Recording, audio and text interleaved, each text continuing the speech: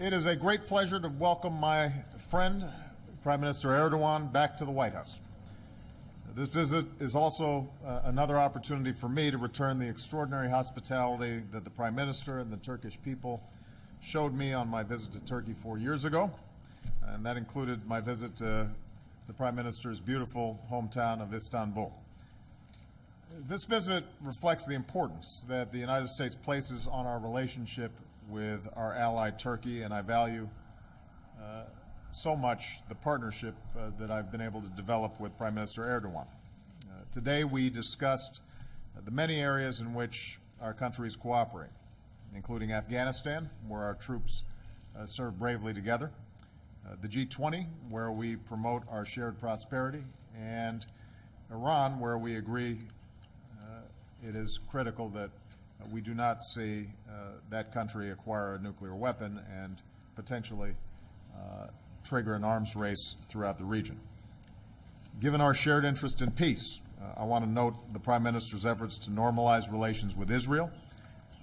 This will benefit both the Turkish and Israeli people and can also help us make progress on a two-state solution, including an independent Palestinian state.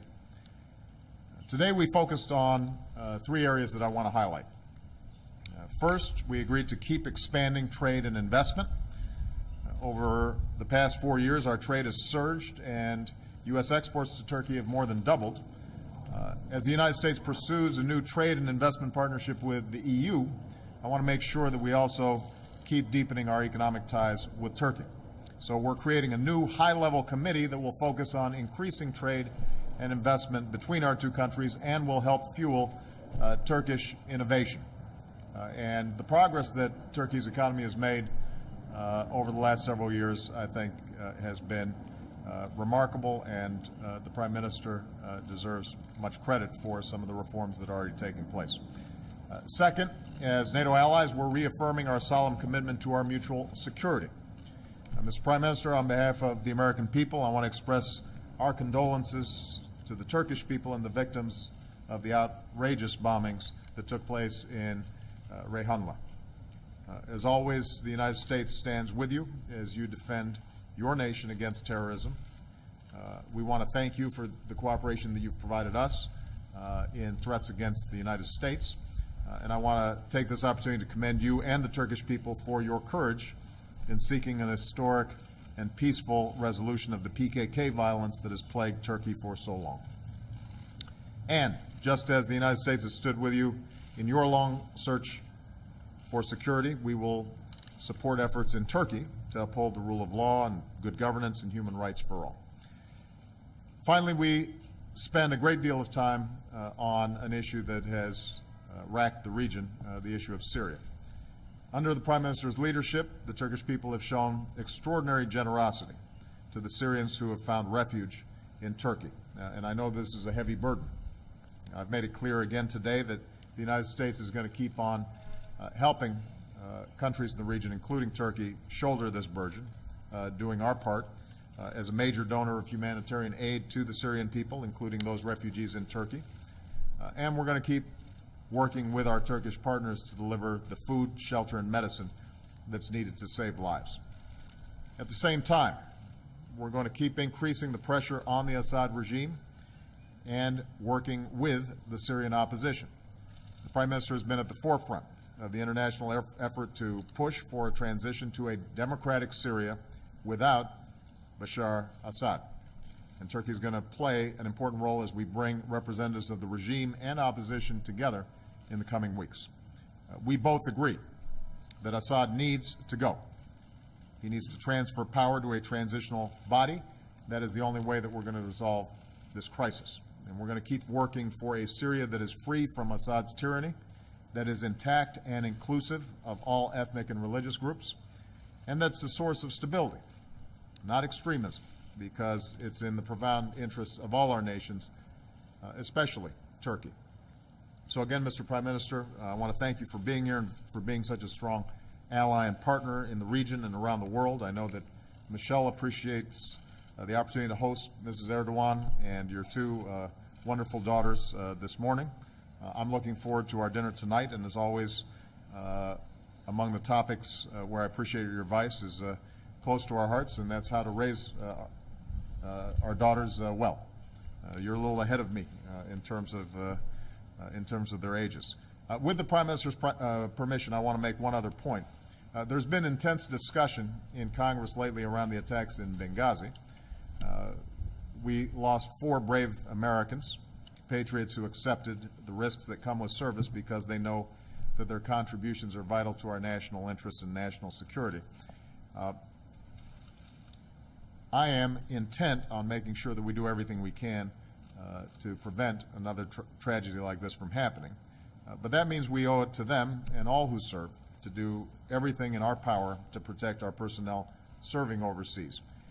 That's why, at my direction, we've been taking a series of steps that were recommended by the review board after the incident.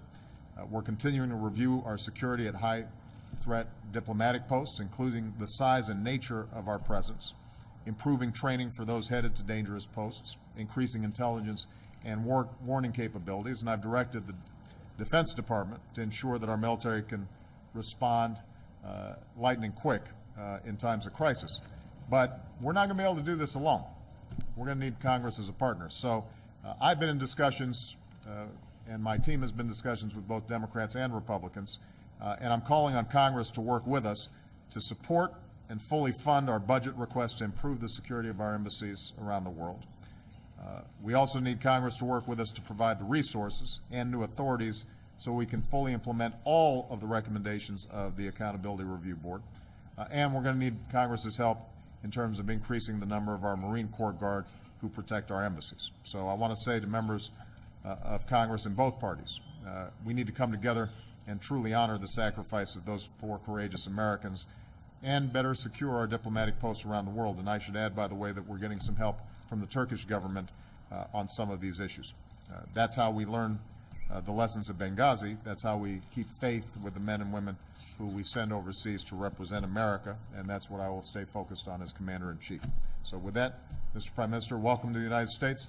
I'm sorry the weather is not fully cooperating with our lovely Rose Garden press conference, but I think we'll be okay.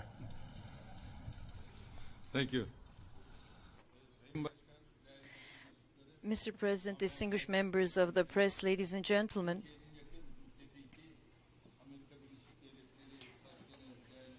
my dear friend, President of the United States, a friend and ally, I'm once again very pleased to be here in Washington to have meetings with the President. I would like to express my thanks for the hospitality that has been shown to us on this occasion on behalf of myself and my delegation. In the President's person, I would like to express our condolences for the terror attack that took place in Boston. We express our condolences to the American people. We are a country which has been fighting against terrorism for many years. We have lost many lives in that fight against terrorism, and so we very well understand the feelings and sentiments of the American people in face of such an event. As Turkey and the United States, we are both determined to continue to fight jointly against terrorism. My dear friends, Turkey and the United States have many issues that cover the Middle East, to the Balkans, to Central Asia, to other areas, including issues such as energy, security of supply, and many other issues. And in all these areas and on all these issues, we display a very strong cooperation. And in our meetings with President Obama today, we talked about relations between Turkey and the United States, and also about some topical issues which remain on both of our agendas. We had an opportunity to exchange views on regional and global issues, and our exchange of views and opinions will continue throughout the day with other meetings that will take place during the rest of the day. I am here with close to 100 business people, and they are holding meetings with their counterparts in the United States, and they will continue to talk and meet with their counterparts this afternoon as well. Bilateral economic relations between Turkey and the United States have to be improved, and we both have this aim. 10 years ago, our trade stood at $8 billion. At the moment, trade stands at $20 billion, but this amount is still not sufficient. We have to increase the amount of trade between our two countries. Bilateral economic and trade relations between Turkey and the United States will continue to develop, and as we carry forward with these efforts, we need to strengthen this relationship with free trade agreements and other agreements. And I can tell you that as leaders of our nations, we have the will to continue to develop our economic relations. In our discussions that pertain to regional issues, Syria was at the top of our agenda.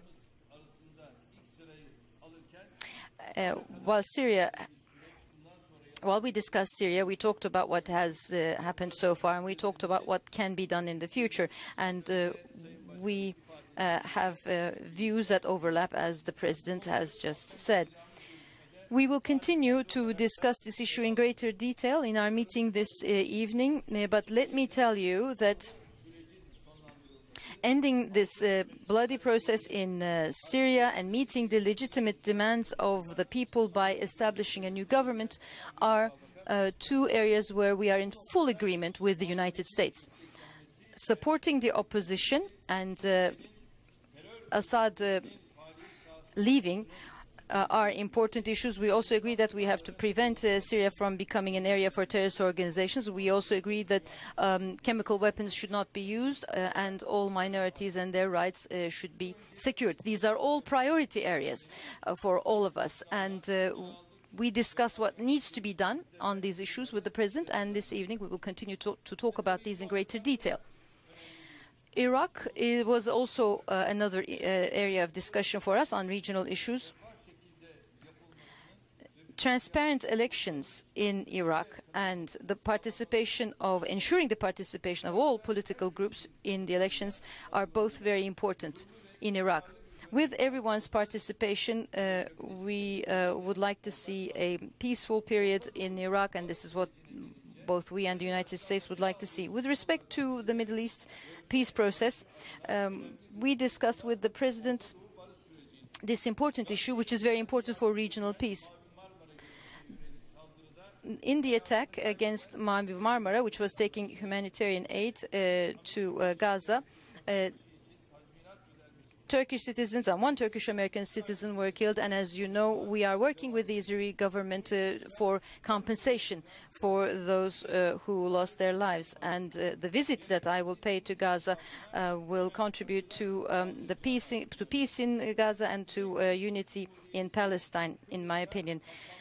The Turkish Republic of Northern Cyprus is always in favor of, and in Cyprus we believe that there is a lot of opportunity to reach an agreement on the Cyprus issue, and this is an area which we continue to focus on. We've also discussed Iran, Azerbaijan, Afghanistan, and all these issues, and we have also briefly touched upon some developments in Africa and also about Myanmar. Our joint fight against terrorism will continue to be the case, as I said before, and we also touched upon issues related to the defense industry, and I can say that this has been a historic day, a historic turning point in the context of Turkish-American relations. On regional and global issues, the partnership between Turkey and the United States serves peace, security and stability, and will continue to do so even more in the future. I will cut my remarks shortly, not because I am trying to flee from the rain. Rain is considered to be a great source of abundance, but I will stop here to say that I hope our discussions will be beneficial for our future relations. Thank you. Well, before we get started, let me just make sure that I'm a good host. Mr. Prime Minister, do you want an umbrella? Because we can arrange it if you need it. You're okay? All right. This will be an incentive for the press to ask concise questions and us to give concise answers. I'm going to start with Juliana Goldman of Bloomberg. Fortunately, we all forgot umbrellas. Yeah.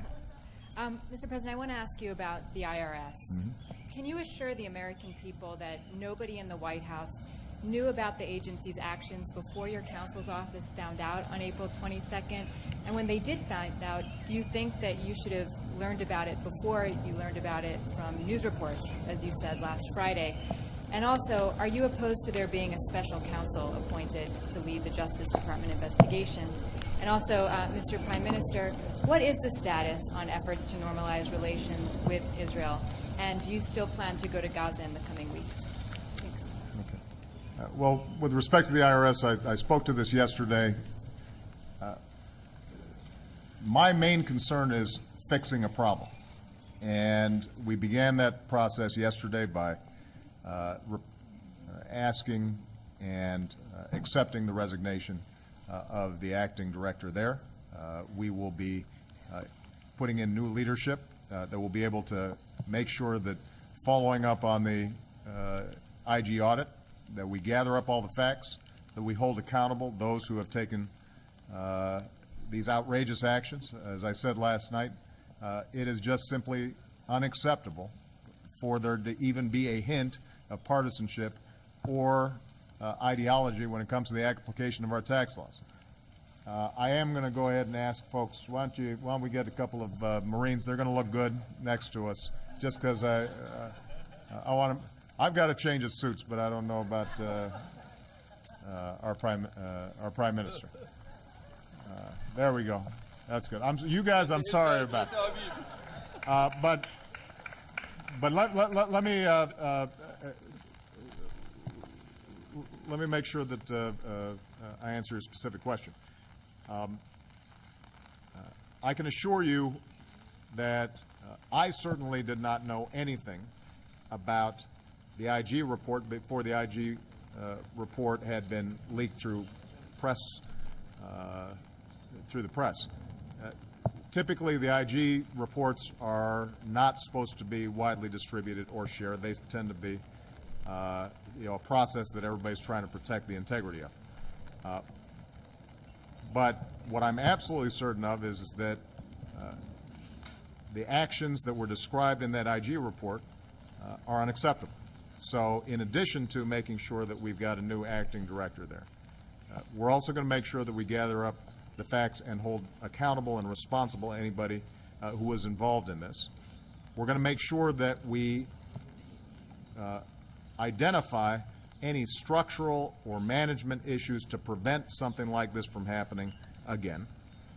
We're going to make sure that we are accepting all of the recommendations that the IG has in the report, and I'm looking forward to working with Congress to fully investigate what happened, make sure that it doesn't happen again, and also look at some of the laws that create a bunch of ambiguity in which the IRS may not have enough guidance and not be clear about what exactly they need to be doing and doing it right, so that the American people have confidence that the tax laws are being applied fairly and evenly. In terms of the White House and reporting, I think that you've gotten that information from Mr. Carney and others. I promise you this, that the minute I found out about it, then my main focus is making sure that we get the thing fixed. I think that it's going to be sufficient for us to be working with Congress. They've got a whole bunch of committees. We've got IGs already there. The IG has done an audit. It's now, my understanding, going to be recommending an investigation. Attorney General Holder also announced a criminal investigation of what happened. Between those investigations, I think we're going to be able to figure out exactly what happened, who was involved, what went wrong, and we're going to be able to implement steps to fix it. And that ultimately is the main priority that I have, but also I think the American people have. They understand that we've got an agency that has enormous potential power and is involved in everybody's lives. And that's part of the reason why it's been treated as a quasi-independent institution. But that's also why we've got to make sure that it is doing its job scrupulously and without even a hint of bias or a hint that somehow they're favoring one group over another. And as I said yesterday, I'm outraged by this in part because, look, I'm a public figure. If a future administration is starting to use the tax laws to favor one party over another or one political view over another, obviously we're all vulnerable. And that's why, as I've said, it doesn't matter whether you're a Democrat or a Republican. You should be equally outraged at even the prospect that the IRS might not be acting with the kind of complete neutrality that we expect. And I think we're going to be able to fix it. We're going to be able to get there and get it done, and we've already begun that process, and we're going to keep on going until it's finished. All right, guys, I think that... Evet. Gazze ile ilgili soruya gelince And the question about Gaza. benim şu andaki planımda büyük ihtimalle According to my plans, most probably I would be visiting Gaza in June. But it will not be a visit only to Gaza. I will also go to the West Bank. I place a lot of significance on this visit in terms of peace in the Middle East, and this visit in no way means favoring of one or the other. I'm hoping that that visit will contribute to unity in Palestine. First of all, this is something that I focus on very much, and I hope that my visit can contribute to that process. Thank you.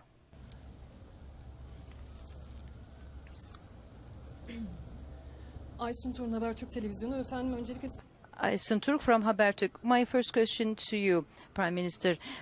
You talked about chemical weapons, and we know that Turkey has some evidence. Did you present that evidence to President Obama in today's meeting? And what does Turkey expect from the United States in this process? Question to President Obama about Syria.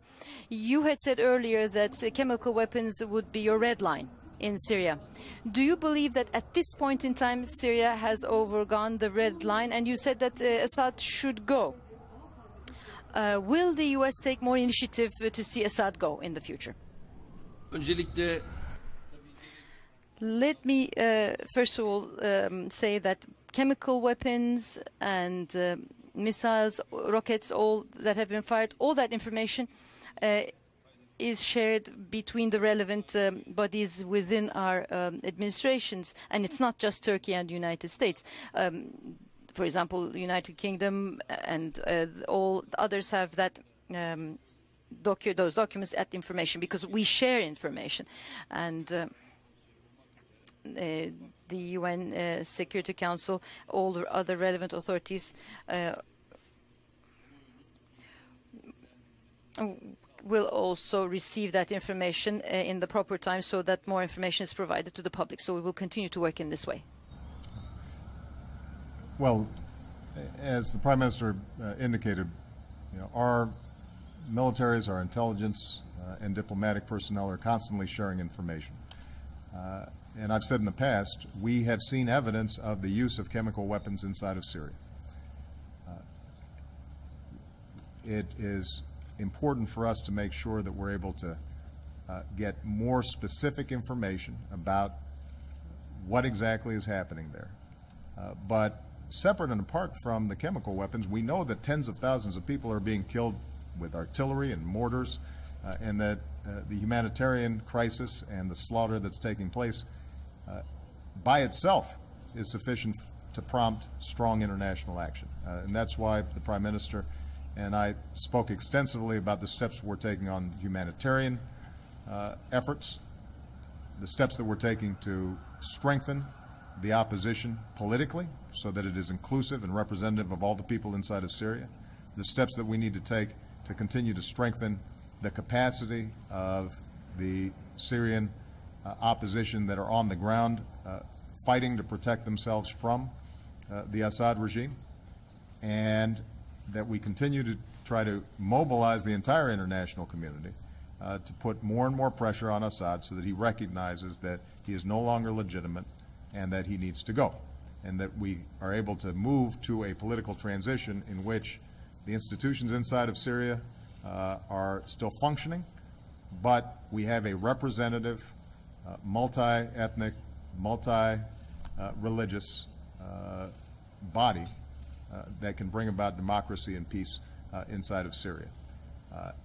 With respect to what I've said in the past around red lines, what I've said is that the use of chemical weapons are something that the civilized world has recognized should be out of bounds. And as we gather more evidence and work together, my intention is to make sure that we're presenting everything that we know to the international community as an additional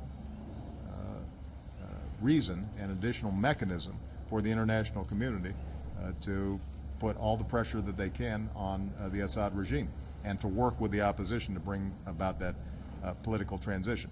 Now, there are a whole range of options that the United States is already engaged in, and I preserve the options of taking additional steps, both diplomatic and military, because those chemical weapons inside of Syria also threaten our security over the long term, as well as our allies and friends and neighbors. But this is also an international problem, and it's very much my hope to continue to work with all the various parties involved, including Turkey, to find a solution that brings peace to Syria, stabilizes the region, stabilizes those chemical weapons, but it's not going to be something that the United States does by itself. And I don't think anybody in the region, including the Prime Minister, would think that U.S. unilateral actions in and of themselves would bring about a better outcome inside of Syria. Jeff Mason. Thank you, Mr. President. I'd like to ask you about the Justice Department. Do you believe that the seizure of phone records from Associated Press journalists this week, or before that was announced recently this week, was an overreach? And do you still have full confidence in your Attorney General? Should we interpret yesterday's renewed interest by the White House in a media shield law as a response to that? And more broadly, how do you feel about comparisons by some of your critics of this week's scandals to those that happened under the Nixon administration? Well, yeah, I'll let you guys engage in those comparisons, and you can go ahead and read the history, I think, and draw your own conclusions. My concern is making sure that if there's a problem in the government, that we fix it. That's my responsibility, and that's what we're going to do. That's true with respect to the IRS and making sure that they apply the laws the way they were intended. That's true with respect to the security of our diplomats, which is why we're going to need to work with Congress to make sure that there's adequate funding for what's necessary out there. Now, with respect to the Department of Justice, I'm not going to comment on a specific and pending case, but I can talk broadly about the balance that we have to strike. Leaks related to national security can put people at risk. They can put men and women in uniform that I've sent into the battlefield at risk. They can put some of our intelligence officers who are in various dangerous situations that are easily compromised at risk. U.S. national security is dependent on those folks being able to operate with confidence that folks back home have their backs. So they're not just left out there high and dry and potentially put in even more danger than they may already be. And so I make no apologies, and I don't think the American people would expect me as Commander-in-Chief not to be concerned about information that might compromise their missions or might get them killed. Now, the flip side of it is we also live in a democracy where a free press, free expression, and the open flow of information helps hold me accountable, helps hold our government accountable, and helps our democracy function. The whole reason I got involved in politics is because I believe so deeply in that democracy and that process. So the whole goal of this media shield law that was worked on and largely endorsed by folks like the Washington Post editorial page and by prosecutors was finding a way to strike that balance appropriately. And to the extent that this case, which we still don't know all the details of, to the extent that this case has prompted renewed interest about how do we strike that balance properly, then I think now's the time for us to go ahead and revisit that legislation. I think that's a worthy conversation to have, and I think that's important. But I also think it's important to recognize that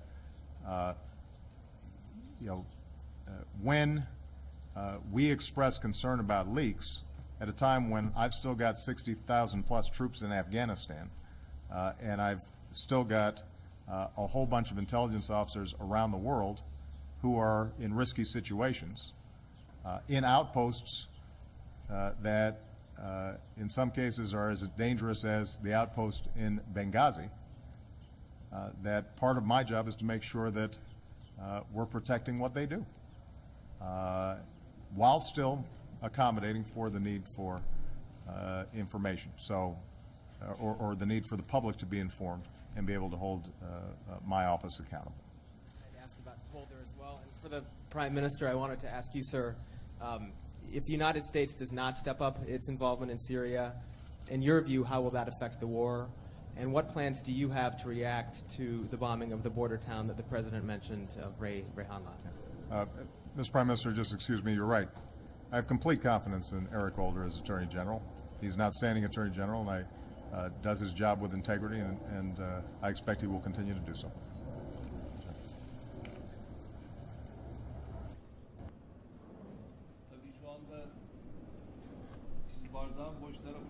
You are talking about the part of the glass which is empty. I'd like to look at things with the glass half full instead of half empty.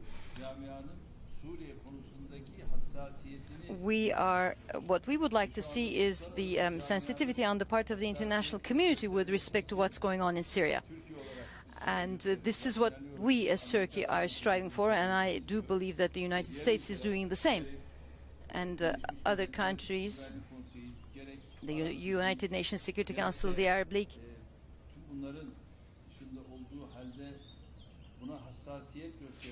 and other countries, though not part of these structures, are still sensitive to what is going on in Syria. Our aim is to accelerate this process, and I will be visiting other countries. My foreign minister will be visiting other countries just to see how we can speed things up in a way which will prevent the death of more people, and in a way which will ensure a transition to a democratic system in Syria.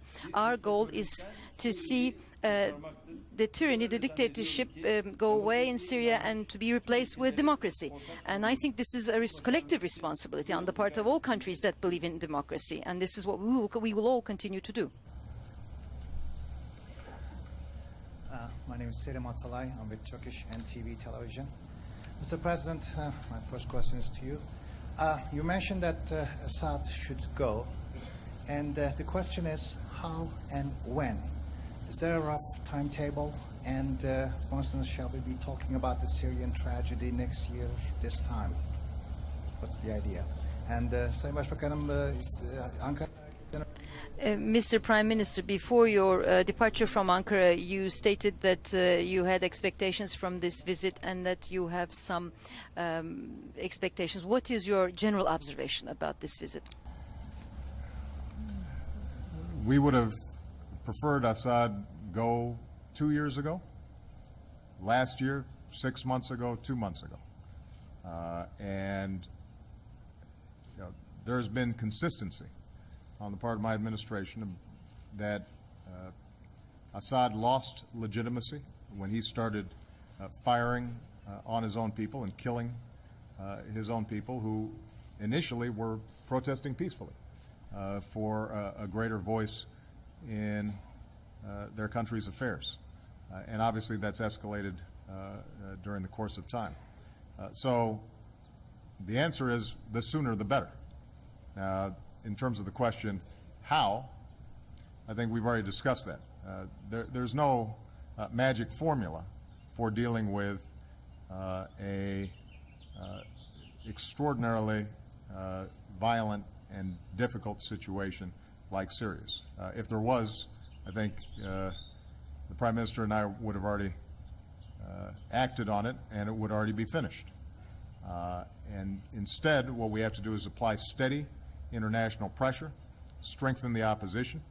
I do think that the prospect of talks in Geneva involving the Russians and representatives about a serious political transition that all the parties can buy into may yield results, but in the meantime, we're going to continue to make sure that we're helping the opposition and obviously dealing with the humanitarian situation, and we'll do so in close consultation with Turkey, which obviously is deeply invested in this and with whom we've got an outstanding relationship with. Çok teşekkür ediyorum. Thank you very much. As you know, we will be meeting again this evening, so we'll have time to go in further detail. As I said before, our views do overlap, and with our discussions this evening, we will continue to explore what we can do together. What we can consider as parts of a roadmap looking at Geneva and beyond. Russia and China being part of this process is very important, and this is important in the context of the permanent members of the UN Security Council. Their participation in this process will certainly add greater impetus. The pressure of the international community continues to be a very important element.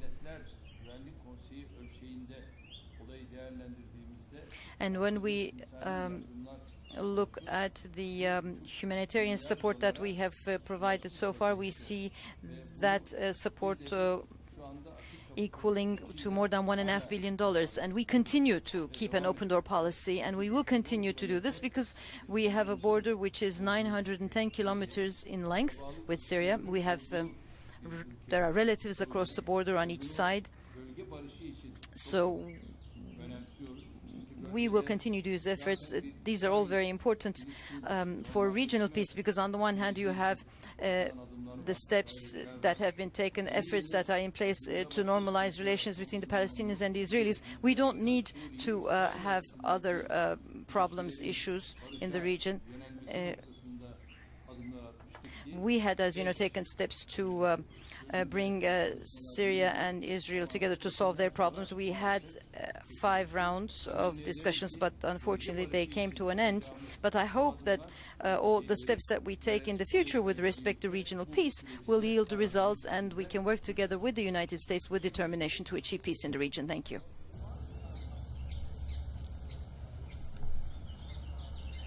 Bütün bunların hepsi şu anda we are discussing all these issues. The step to be taken by the UN Security Council and the Geneva process are important. We will continue to assess that between us. Thank you. Thank you, everybody. Thank you. Thank you, guys.